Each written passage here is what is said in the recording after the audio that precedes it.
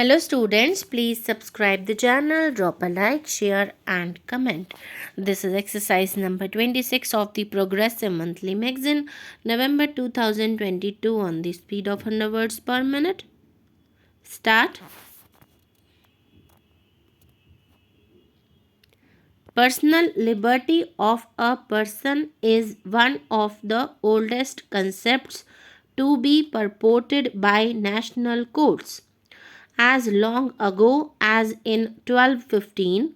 the English Magna Carta provided that signature not verified, no free man shall be taken or imprisoned but by law of the land. Today, the concept of personal liberty has received a far more expensive interpretation. The notion that is accepted today is that liberty encompasses these rights and privileges which have long been recognized as being essential to the orderly pursuit of happiness by a free man and not merely freedom from bodily restraint.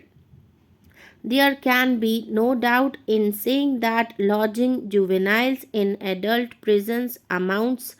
to deprivation of their personal liberty on multiple aspects.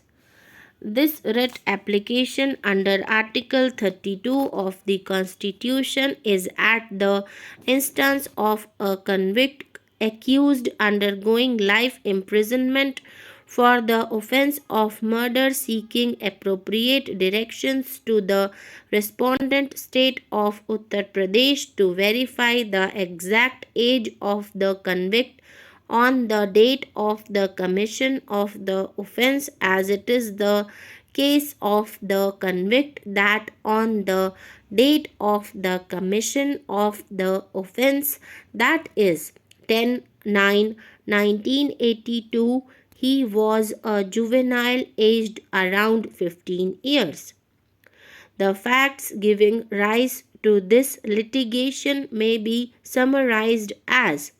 the writ applicant, along with other co-accused persons, was put to trial for the offence punishable under Section 302 RW 34 of the IPC. Secondly, the 5th Additional Sessions Judge, Agra, in the Sessions trial arising from the case crime number 126 of 1982 registered with the Fatehpur Sikri district, Agra, held the writ applicant herein and the co-accused persons guilty of the offence of murder and sentenced them to life imprisonment. Thirdly, the writ applicant herein and the other convicts went in appeal before the Allahabad High Court by filing the criminal appeal questioning the legality and validity of the judgment and order of conviction passed by the trial court in 1986.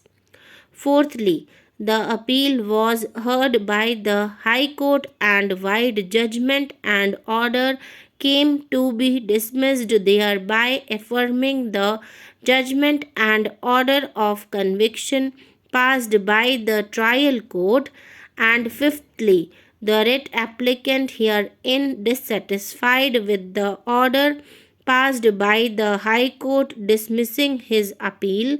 referred to above, came before this court by filing the application. It may not be out of the place to state at this stage that till this court dismissed the special leave petition void the order, the writ applicant herein had not raised the question of him being a juvenile on the date of the commission of the alleged offence. It appears that while the writ applicant was undergoing sentence of life imprisonment, he was subjected to medical examination by the medical board constituted by the respondent state in pursuance of the judgment rendered by a division bench of the Allahabad High Court in the criminal writ public interest litigation number 855 of 2012,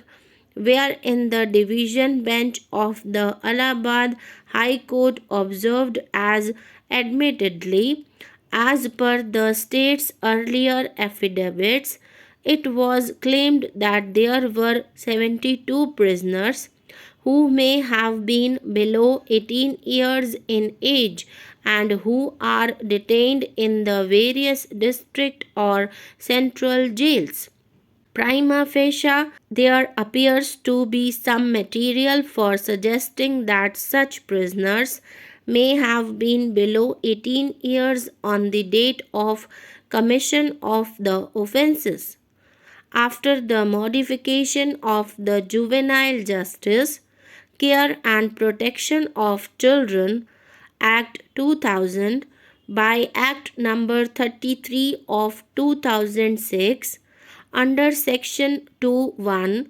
a juvenile in conflict with law means a juvenile who is alleged to have committed an offense and has not completed 18 years of age as on the date of commission of such offense. Under the proviso to section 7A(1) of the Act, it is mentioned that a claim of juvenility may be raised before any court and it shall be recognized at any stage,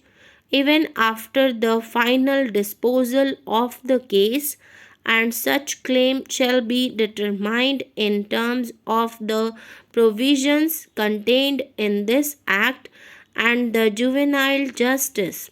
Care and Protection of Children Rules 2007. We therefore direct the district judges, who are chairpersons of their respective legal services authorities, to directly oversee that efficient lawyers are appointed for the purpose of providing legal aid to the prisoners who have been mentioned in the list furnished by the state government and described to be below 18 years in age on the date of commission of offense. The said legal aid lawyers should get the ages of the prisoners ascertained by obtaining documents and carrying out the other measures provided under Rule 12 of the Juvenile Justice Act and rules, and also on the lines suggested by the Delhi High Court Department of Women and Child Development and others in its order dated 11/5/2012. The probable date of birth of other siblings can also be taken into account for ascertaining the true age of these prisoners.